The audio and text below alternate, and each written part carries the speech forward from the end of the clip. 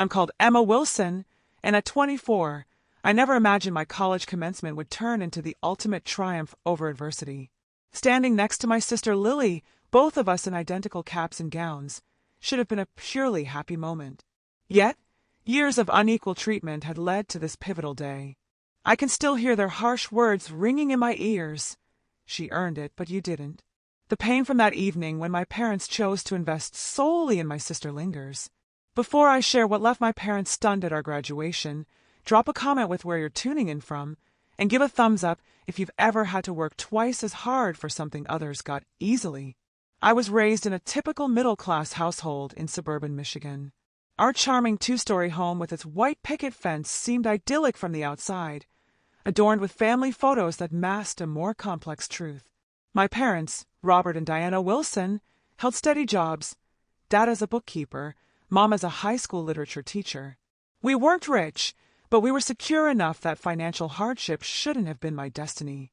My sister Lily, 2 years my junior, always seemed to outshine me in our parents' eyes. With her flawless blonde curls, stellar grades, and natural charisma, she was their ideal. From a young age, the pattern was obvious. Lily was the favored child, while I was an afterthought. I still recall Christmas mornings when Lily unwrapped costly gadgets while I got practical gifts like socks or bargain bin art supplies. "Your sister needs more support for her gifts," Mom would say when I asked about the difference. Even at 8, I saw the injustice but learned to bury my frustration. School events underscored their unequal support. For Lily's science fairs, both parents took time off to help her craft impressive displays.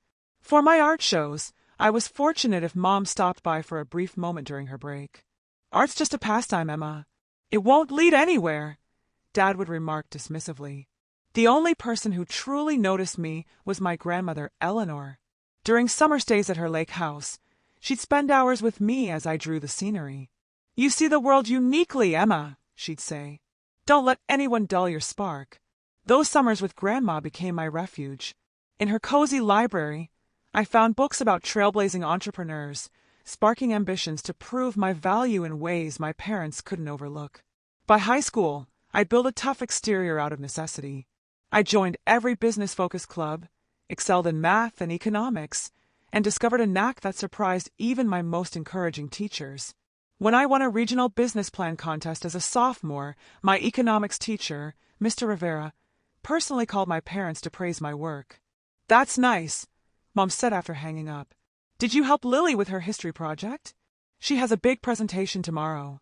In my junior year, I worked after school at a local cafe to save money, sensing I'd need to rely on myself. Despite 20-hour work weeks, I kept a 4.0 GPA.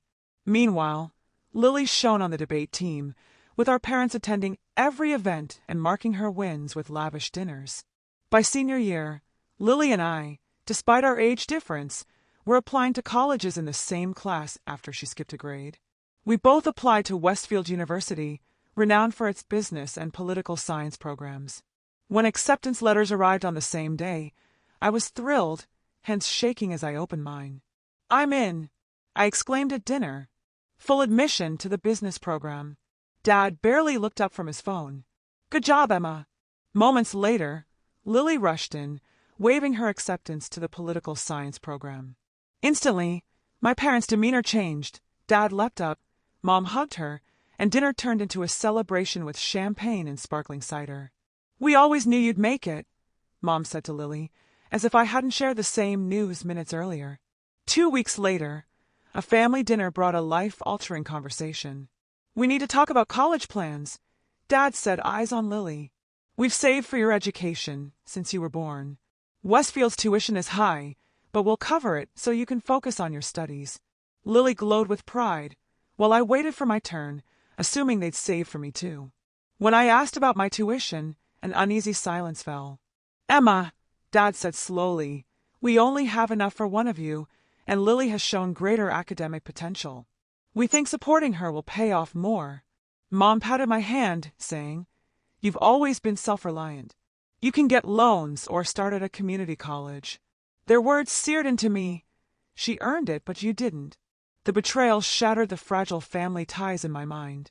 That night, alone in my room, I let the tears I'd held back flow. 17 years of striving for their approval ended in this crushing rejection.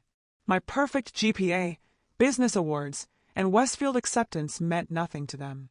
The next morning, I confronted them. "How could you save for Lily's college but not mine?" I asked, voice trembling. Mom sighed. "We had to make tough choices with limited funds." "But I have better grades than Lily," I argued.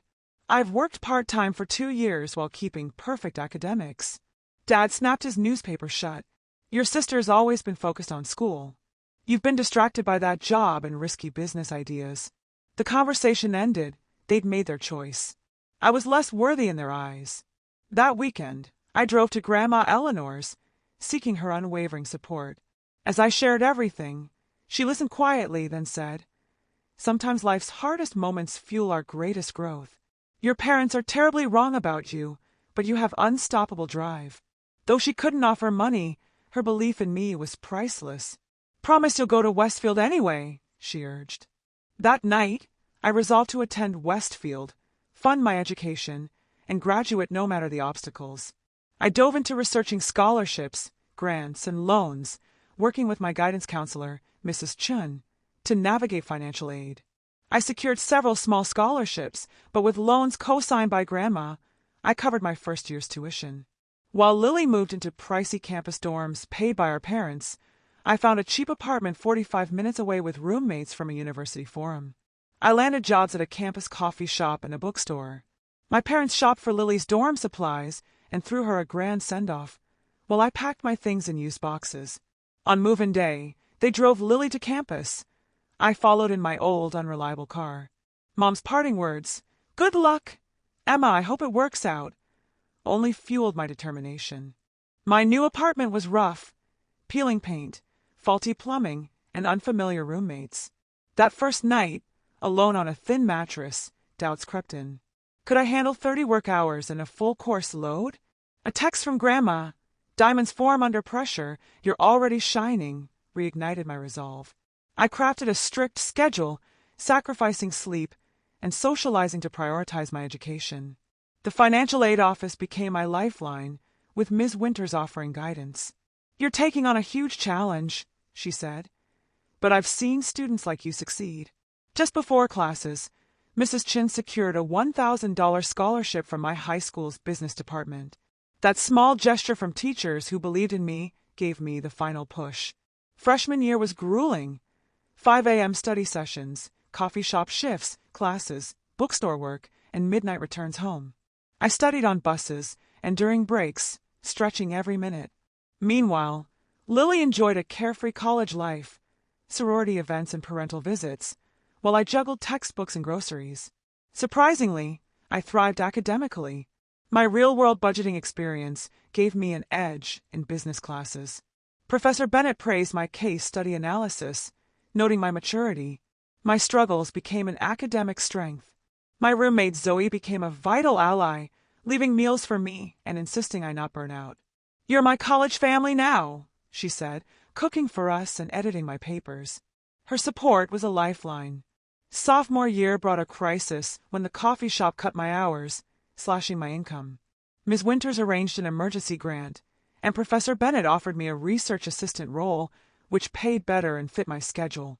Working on her study about small business resilience, I saw parallels to my own life.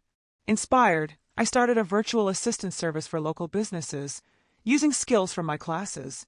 By junior year, it generated enough to quit the bookstore, and with my research stipend and loans, I achieved fragile stability. My confidence grew, and I became a respected voice in class, advising peers. Lily and I stayed distant but polite. She invited me to events I couldn't attend due to work. Our parents called her weekly but rarely contacted me. Despite their indifference, my academic success, Dean's List, awards, and a conference presentation proved my past worth. By junior year's end, my business evolved into a digital marketing agency, hiring classmates and paying off small loans early. Professor Bennett nominated me for a scholarship that covered my senior year tuition, easing my financial burden. Senior year, my agency served 15 clients and was featured in a magazine. Professor Bennett urged me to enter the National Collegiate Business Innovation Competition with a $50,000 prize. I won, gaining national recognition. Meanwhile, Lily struggled with her thesis, unprepared after years of coasting. When she asked for help, I guided her, and we grew closer, discussing our unequal paths. She began rejecting our parents' gifts, inspired by my independence. Dean Rodriguez asked me to speak at graduation, a chance to share my journey publicly. At the ceremony, as I delivered my speech about resilience and redefining success, my parents' shock was evident. They hadn't expected my prominence. President Harlow announced me as valedictorian, highlighted my self-funded education, and revealed my job offer from Alexander Global Consulting and a magazine feature. The audience's standing ovation and my parents' pale faces marked a turning point. The university established the Emma Wilson Resilience Scholarship, cementing my legacy. Post-ceremony, my parents' awkward congratulations rang hollow. Lily's public support and Grandma's blunt rebuke at the family dinner exposed their favoritism. I chose to celebrate with my mentors and team, joined by Lily and Grandma. My new job, high salary, and growing business confirmed my independence. Over time, my parents attempted reconciliation, admitting their mistakes. I agreed to a new relationship built on truth, not their old assumptions. Lily grew empathetic, working in educational equity, while I balanced consulting in my agency. I established a scholarship at Westfield for students overcoming obstacles, inspired by my journey. My parents' belated pride mattered less than my self-validated worth. The real triumph was knowing my value was never tied to their recognition. Their limited vision couldn't define me. I had always been capable. Have you ever been undervalued by someone whose opinion seemed to shape your worth? How did you find the courage to prove your value to yourself? Share below, and like and subscribe if my story of overcoming expectations inspired you. Sometimes, those who doubt you most push you to soar beyond their narrow vision. Thank you for joining me, and may my journey remind you of your own undeniable worth.